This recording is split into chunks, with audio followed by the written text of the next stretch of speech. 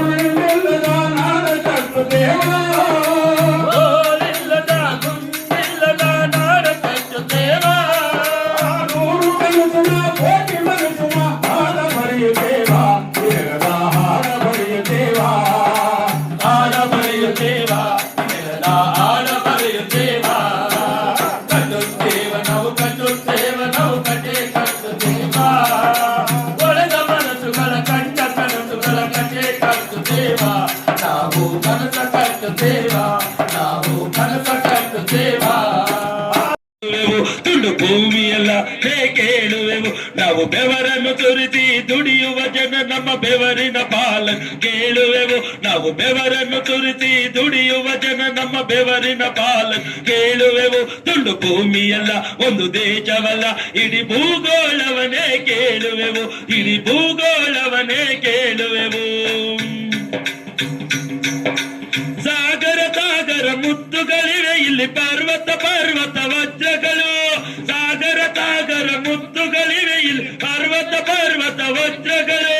ಸಾಗರ ಸಾಗರ ಮುತ್ತುಗಳಿವೆ ಇಲ್ಲಿ ಪರ್ವತ ತುಂಡು ಭೂಮಿಯಲ್ಲ ಕೇಳುವೆವು. ನಾವು ಬೆವರನ್ನು ಸುರಿಸಿ ದುಡಿಯುವ ಜನ ನಮ್ಮ ಬೆವರಿನ ಪಾಲ ಕೇಳುವೆವು. ನಾವು ಬೆವರನ್ನು ಸುರಿಸಿ ದುಡಿಯುವ ಜನ ನಮ್ಮ ಬೆವರಿನ ಪಾಲ ಕೇಳುವೆವು. ತುಂಡು ಭೂಮಿಯಲ್ಲ ಒಂದು ದೇಶವಲ್ಲ ಇಡೀ ಭೂಗೋಳವನೇ ಕೇಳುವೆವು. ಇಡೀ ಭೂಗೋಳವನೇ ಕೇಳುವೆವು.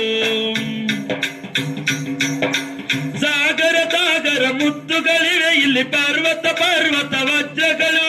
ಸಾಗರ ಸಾಗರ ಮುತ್ತುಗಳಿವೆ ಇಲ್ಲಿ ಪರ್ವತ ಪರ್ವತ ವಜ್ರಗಳು. ಸಾಗರ ಸಾಗರ ಮುತ್ತುಗಳಿವೆ ಇಲ್ಲಿ ಪರ್ವತ ಕಟ್ಟುತ್ತೇವ ನಾವು ಕರುತ ಕಟ್ಟುತ್ತೇವ ನಾವು ಮನಸ ಕಟ್ಟುತ್ತೇವ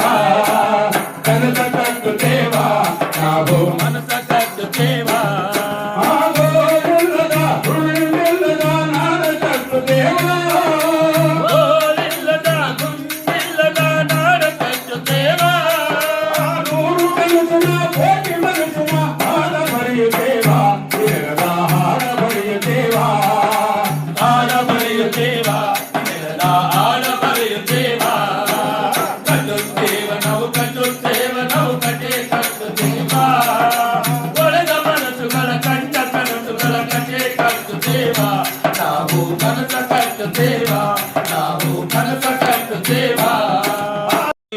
ತುಳು ಭೂಮಿಯಲ್ಲ ಕೇಳುವೆವು ನಾವು ಬೆವರನ್ನು ಸುರಿಸಿ ದುಡಿಯುವ ಜನರ ಬೆವರಿನ ಕಾಲ ಕೇಳುವೆವು ನಾವು ಬೆವರನ್ನು ಸುರಿಸಿ ದುಡಿಯುವ ಜನರ ಬೆವರಿನ ಕಾಲ ಕೇಳುವೆವು ತುಳು ಭೂಮಿಯಲ್ಲ ಒಂದು ದೇಶವಲ್ಲ ಇಡೀ ಭೂಗೋಳವನೇ ಕೇಳುವೆವು ಇಡೀ ಭೂಗೋಳವನೇ ಕೇಳುವೆವು ಸಾಗರ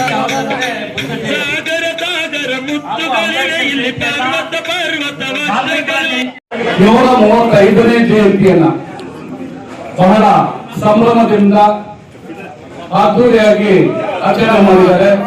ಅವರಿಗೆ ನನ್ನ ವೈಯಕ್ತಿಕ ಅಭಿನಂದನೆಗಳನ್ನು ಸಲ್ಲಿಸ್ತಾ ಇದ್ದೀನಿ. ಅದೇ ರೀತಿ ಇವತ್ತು ಬಾಬಾ ಸಾಹೇಬ್ ಅಂಬೇಡ್ಕರ್ ಜಯಂತಿನ ಇಡೀ ಭಾರತದಲ್ಲ ಇಡೀ ವಿಶ್ವದಲ್ಲೇ ಇವತ್ತು ಅವರ ಜಯಂತಿಗಳನ್ನ ಆಚರಣೆ ಮಾಡತಕ್ಕಂಥ ಕಾಲಘಟ್ಟಕ್ಕೆ ಬಂದಿದ್ದೀವಿ. ಕಾರಣ ಇಷ್ಟೇ, ಭಾರತ ದೇಶದಲ್ಲಿ ನಾನಾ ಜಾತಿಗಳು, ನಾನಾ ಧರ್ಮಗಳು, ನಾನಾ ಅನ್ಯ ಭಾಷೆಗಳು ಇದ್ದಂತ ಕಾಲಘಟ್ಟದಲ್ಲಿ ಬಾಬಾ ಸಾಹೇಬ್ ಅವರು ಈ ದೇಶದ ಅನೇಕ ಪದವಿಗಳನ್ನು ಪಡೆದು ಅವರ ಮೇಧಸ್ಸಿನಿಂದ ಈ ಭಾರತ ದೇಶದಲ್ಲಿರ್ತಕ್ಕಂಥ ಎಲ್ಲ ಧರ್ಮಗಳಿಗೂ ಮತ್ತು ಜಾತಿಗಳಿಗೂ ಒಂದೇ ಸಮಾನತೆ ನೀಡಬೇಕಂತ ಸಂಕಲ್ಪ ಮಾಡಿ ಅವರು ಸಂವಿಧಾನದ ಮುಖಾಂತರ ಇವತ್ತು ನಾವೆಲ್ಲ ಭಾರತೀಯರು, ನಾವೆಲ್ಲ ಮನುಷ್ಯರು, ಎಲ್ಲರಲ್ಲೂ ಹರಿಯೋದು ಒಂದೇ ರಕ್ತ, ಎಲ್ಲರೂ ಉಸಿರಾಡೋದು ಒಂದೇ ಗಾಳಿ, ಎಲ್ಲರೂ ಕುಡಿಯೋದು ಒಂದೇ ನೀರು ಅಂತ ಹೇಳ್ಬಿಟ್ಟು ಈ ಸಮಾಜಕ್ಕೆ ಸಾರಿ ಈ ಭಾರತ ದೇಶದಲ್ಲಿ ಸಮಾನತೆಯನ್ನು ತಂದಂತ ಮಹಾನ್ ಪುರುಷರು ಬಾಬಾ ಸಾಹೇಬ್ ಅಂಬೇಡ್ಕರ್ ಅವರು. ಆ ಕಾರಣದಿಂದ ಇವತ್ತು ಭಾರತ ದೇಶದಲ್ಲಿ ಕಳೆದ 75 ವರ್ಷಗಳಿಂದ ಬಾಬಾ ಸಾಹೇಬ್ ವಿಚಾರಗಳನ್ನ ಸಾಮಾಜಿಕವಾಗಿ ತಿಳ್ಕೊಳ್ಳದೆ ಇದ್ದ ಕಾರಣದಿಂದ ನಾವು ಇವತ್ತು ಅಲ್ಪ ಸ್ವಲ್ಪ ಅಭಿವೃದ್ಧಿ ಆಗಲು ಸಾಧ್ಯವಾಗಿದೆ ಹೊರತು ಅವರ ವಿಚಾರಗಳನ್ನ ಸಂವಿಧಾನ ಕೊಟ್ಟಂತ ಸಂದರ್ಭದಿಂದ ಸಂಪೂರ್ಣ ಸಂವಿಧಾನ ಜಾರಿ ಮಾಡಿ ನಾವೇನಾದ್ರೂ ಮುಂದೆ ಸಾಗಿದ್ರೆ ಇಡೀ ಭಾರತ ದೇಶ ಇವತ್ತು ವಿಶ್ವದಲ್ಲೇ ಅಗ್ರಸ್ಥಾನದಲ್ಲಿ ಇರ್ತಾ ಇತ್ತು. ಹಾಗಾಗಿ ಇವತ್ತು ಬಾಬಾ ಸಾಹೇಬ್ ಅಂಬೇಡ್ಕರ್ ಅವರು ಭಾರತದಲ್ಲಿ ಹುಟ್ಟಿದ್ರು, ಅಲ್ಲಿ ಪ್ರಜಾಪ್ರಭುತ್ವದ ಮೂಲಕ ಅಲ್ಲಿ ಇರ್ತಕ್ಕಂಥ ಎಲ್ಲಾ ಧರ್ಮಗಳನ್ನ ಒಂದೇ ವೇದಿಕೆ ತಂದ್ರು. ಅಂತ ಮಹಾನ್ ಪುರುಷರು ನಮ್ಮ ದೇಶದಲ್ಲಿ ಹುಟ್ಟಿಲ್ಲ ಅಂತ ಹೇಳ್ಬಿಟ್ಟು ಇವತ್ತು ಇಡೀ ವಿಶ್ವದಲ್ಲಿ ಅವರನ್ನ ಕೊಂಡಾಡ್ತಾರೆ, ಅವರ ದಿನಾಚರಣೆಗಳನ್ನ ಮಾಡ್ತಾರೆ. ಮತ್ತೆ ಏನು ವಿಶ್ವಕ್ಕೆ ದೊಡ್ಡಣ್ಣ ಅಂತ ಏನ್ ಹೇಳ್ತೀವಿ ಅಮೆರಿಕ, ಅವರು ಇದೇ ಏಪ್ರಿಲ್ 14ರಂದು ಆ ಅಮೆರಿಕ ದೇಶದ 50 ರಾಜ್ಯಗಳನ್ನು ಸಹ ಆಯಾ ರಾಜ್ಯದ ರಾಜ್ಯಪಾಲರುಗಳು ಒಂದು ನೋಟಿಫಿಕೇಶನ್ ಅನ್ನು ಮಾಡಿ 14ರಂದು ಇಡೀ ಅಮೆರಿಕಾದ್ಯಂತ ಬಾಬಾ ಸಾಹೇಬ್ ಅಂಬೇಡ್ಕರ್ ಅವ್ರ ಜಯಂತಿ ಮಾಡ್ಬೇಕಂತ ಒಂದು ಇದು ಮಾಡಿ ಈ ವರ್ಷ ಬಹಳ ಅದ್ದೂರಿಯಾಗಿ ಅಮೆರಿಕದಲ್ಲಿ ಮಾಡಿದ್ದಾರೆ. ಅದೇ ರೀತಿ ಎಲ್ಲಾ ದೇಶಗಳಲ್ಲೂ ಕೆನಡಾ, ರಷ್ಯಾ, ಚೈನಾ ಎಲ್ಲಾ ಕಡೆನೂ ಇವತ್ತು ಬಾಬಾ ಸಾಹೇಬನ್ನ ಕೊಂಡಾಡ್ತಾರೆ. ಕಾರಣ ಏನಪ್ಪ ಅಂತ ಹೇಳಿದ್ರೆ ಅವರು ಶಿಕ್ಷಣ ಪಡೆದು 14 ಪದವಿಗಳನ್ನ ಪಡೆದು ಅವರು ಕಂಡಂತ ಮೇಧಸ್ಸನ್ನ ಇವತ್ತು ವಿಶ್ವದಲ್ಲಿ ಎಲ್ಲೂ ಯಾರು ಮಾಡಕ್ಕೆ ಸಾಧ್ಯ ಇಲ್ಲ ಅಂತ ಈ ದೇಶಕ್ಕೆ ತೋರಿಸ್ಕೊಟ್ಟಂತ ವ್ಯಕ್ತಿ ಬಾಬಾ ಸಾಹೇಬ್ ಅಂಬೇಡ್ಕರ್ ಅವರು. ಎರಡನೇದು ಮೇ 1 ಕಾರ್ಮಿಕರ ದಿನಾಚರಣೆ. ಇದೇ ದಿನ ಭಗವಾನ್ ಬುದ್ಧರ ಹುಟ್ಟಿದಂತ ದಿನ ಕೂಡ ಇದೇ ದಿನ ಆಗಿದೆ. ಹಾಗಾಗಿ ಇದು ಕೋಇನ್ಸಿಡೆಂಟ್ ಆದ್ರೂ ಸಮೇತ ತುಂಬಾ ಕೂಡಿ ಬಂದಂತ ಒಂದು ಕಾಲ ಅನ್ನೋ ತರ ಇದೆ.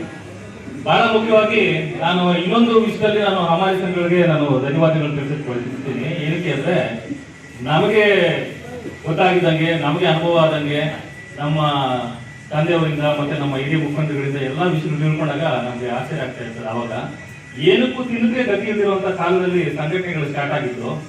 ಅಂತಹ ಸಂದರ್ಭದಲ್ಲಿ ಇಲ್ಲಿ ಮಾರ್ಕೆಟ್ ಅಲ್ಲಿ ಕೂಲಿ ಮಾಡಿ, ಆ ಕೂಲಿ ಹಮಾಲಿ ಸಂಘದಿಂದ ಕೂಲಿ ಮಾಡಿ, ಆ ಕೂಲಿ ದುಡ್ಡನ್ನ ಇಲ್ಲಿನ ಸಂಘಟನೆ ಕಟ್ಟಿ ಅಂತ ಹೇಳ್ಬಿಟ್ಟು ಸಂಘಟನೆಗಳು ಕೊಟ್ಟು ಅವರು ಊರೂರು ಓಡಾಡೋದಕ್ಕೆ ಇವರು ಬೆವರನ್ನ ಹರಿಸಿ ಅದರಿಂದ ಬಂದಿರುವಂತಹ ಹಣದಿಂದ, ಇವ್ರ ಕೂಲಿ ಹಣದಿಂದ ಈ ಸಂಘಟನೆಯನ್ನ ಕಟ್ಟಿ ಇಡೀ ಕರ್ನಾಟಕದಲ್ಲೇ ಬೆಳೆಸಿದ್ರಲ್ಲ, ಅದಕ್ಕಾಗಿ ಮೊಟ್ಟ ಮೊದಲಿಗೆ ಹಮಾಲಿ ಸಂಘದ ಎಲ್ಲರೂ ಕೂಡ ನಾನು ಧನ್ಯವಾದ ತಿಳಿಸ್ತೀನಿ. ಬರೀ ಚಿಂತಾಮಣಿಯಲ್ಲಿ ಮಾತ್ರ ಈಗ ಮಾಡಿದ್ರು, ಆದ್ರೆ ಪ್ರತಿಫಲ ನೋಡಿದ್ರೆ ಕರ್ನಾಟಕ ದಲಿತ ಸಂಘರ್ಷ ಸಮಿತಿ ಇಡೀ ಕರ್ನಾಟಕದಾದ್ಯಂತ ಎಲ್ಲಾ ಸಮುದಾಯಗಳು ಕೂಡ ಯಾರ ಅನ್ಯಾಯ ಇದ್ರು ಸಮೇತ ಅವ್ರ ಪರವಾಗಿ ನಿಲ್ಲುವಂತ ಸಂಘಟನೆಯಾಗಿ ಬೆಳೀತು. ಹಾಗಾಗಿ ನಾವು ಕೇವಲ ಸಂಘಟನೆ ಅಂದ್ರೆ ಕೇವಲ ಏನು ಐಷಾರಾಮಿ ಜೀವನಗಳಿಂದ ಕೆಲವು ಇವಾಗ ಒಂದು ಭಾವನೆಗಳು ಇರ್ಬೋದು, ಆದ್ರೆ ಸಂಘಟನೆ ಹುಟ್ಟಿರೋದು ಇಲ್ಲಿ ನಮ್ಮ ಜನಗಳ ಬೆವರಿಂದ. ಆ ಬೆವರನ್ನ ನಾವು ಮರಿಬಾರ್ದು. ಆವಾಗ ನಮ್ಮ ಚಂದ್ರು ಹಾಡ್ತಾ ಇರ್ಬೇಕಾದ್ರೆ ಆ ಬೆವರು ನೆನಪು ಬಂತು, ಆ ಬೆವರು ನೆನಪು ಬಂದಾಗ ಈ ಘಟನೆಗಳು ನೆನಪು ಬಂತು. ಹಾಗಾಗಿ ಸಂಘಟನೆ ಇಲ್ಲಿ ಒಂದು ಬೆವರಿಂದ ಹುಟ್ಟಿರೋದ್ರಿಂದ ಯಾವತ್ತೂ ಅದು ಜನಗಳ ಪರವಾಗಿ ಇರ್ತದೆ. ಇಲ್ಲಿ ಕೂಲಿ ಆಳುಗಳ ಪರವಾಗಿ ಇರ್ತದೆ, ಮಹಿಳೆಯರ ಪರವಾಗಿ ಇರ್ತದೆ, ಯಾರೇ ಸೂಚನೆಗೆ ಹೋಗ್ಲಿ ಒಳಪಡ್ಲಿ ಅವ್ರ ಪರವಾಗಿ ಇರುತ್ತೆ ಅಂತ ಹೇಳ್ತಾ, ಕಾರ್ಮಿಕರ ಇದಕ್ಕೆ ಜಾತಿ ಇಲ್ಲ, ಮತ ಇಲ್ಲ. ಇದನ್ನ ಮೊಟ್ಟ ಮೊದಲಿಗೆ ನಮ್ಮ ಚಿಂತಾಮಣಿ ಅಂದ್ರೆ ಇಡೀ ಕರ್ನಾಟಕದಲ್ಲಿ ಮೊಟ್ಟ ಮೊದಲು ಹೆಸರುವಾಸಿಯಾದಂತ ಏನಾದ್ರೂ ತಾಲೂಕು ಇದೆ ಅಂದ್ರೆ ಅದು ಚಿಂತಾಮಣಿ ತಾಲೂಕು. ಯಾಕಂದ್ರೆ ಚಿಂತಾಮಣಿ ತಾಲೂಕಿನಲ್ಲಿ ಹುಟ್ಟಿದ್ದು ಸಂಗಮ ಶಿವಣ್ಣ. ಹುಲಿ ಅಂತಾರೆ, ಟೈಗರ್ ಅಂತಾರೆ, ಅವ್ರ ಆಶೆಗಳೇ ನಮ್ಗೆಲ್ಲ ಇವತ್ತು. ಶಿವಣ್ಣನೇ ಇಲ್ಲ ಅಂದಿದ್ರೆ ನಮ್ಗೆ ದಿಕ್ಕೇ ಇರ್ತಾ ಇಲ್ಲ. ಶಿವಣ್ಣವರ ಹಾಕೊಟ್ಟಿದ್ದ ದಾರಿಗಳನ್ನ ಇವತ್ತು ನಾವು ಅದನ್ನ ಅನುಸರಿಸಿಕೊಂಡು ಹೋಗ್ತಾ ಇರೋದು ನಾವೆಲ್ಲರೂ ಕೂಡ. ಶಿವಣ್ಣ 3 ಲಕ್ಷ ಅಂದ್ರೆ ಎಲ್ರಿಗೂ ಭಯ. ಶಿವಣ್ಣ ಇನ್ನೂ ಸತ್ತೋಗಿಲ್ಲ ಅಂತ ನಾನು ಹೇಳ್ತೀನಿ. ಶಿವಣ್ಣ ಅವರು ಇನ್ನೂ ಸತ್ತಿಲ್ಲ, ಬದುಕಿದ್ದಾರೆ.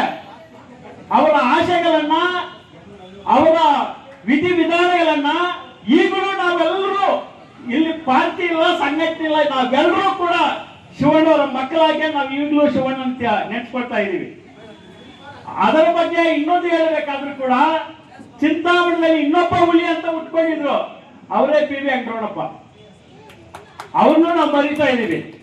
ಯಾಕೆ ನಾವು ಇವತ್ತು ಹೇಳ್ತಾ ಇದೀವಿ ಅಂದ್ರೆ ಶಿವಣ್ಣ ಇರ್ಬೋದು, ಪಿ ವಿ ವೆಂಕಟರಮಣಪ್ಪಣ್ಣ ಇರ್ಬೋದು, ಗುಡಿಯಪ್ಪಣ್ಣ ಇರ್ಬೋದು, ನಾಗಪ್ಪಣ್ಣ ಇರ್ಬೋದು, ಮುನಿಶಮ್ಮಣ್ಣ ಇರ್ಬೋದು, ನಮ್ಗೆ ಟೈಗರ್ ಅಂತ ಹೆಸರುವಾಸಿಯಾದಂತ ಶ್ರೀರಾಮಣ್ಣ ಇರ್ಬೋದು, ಇವ್ರು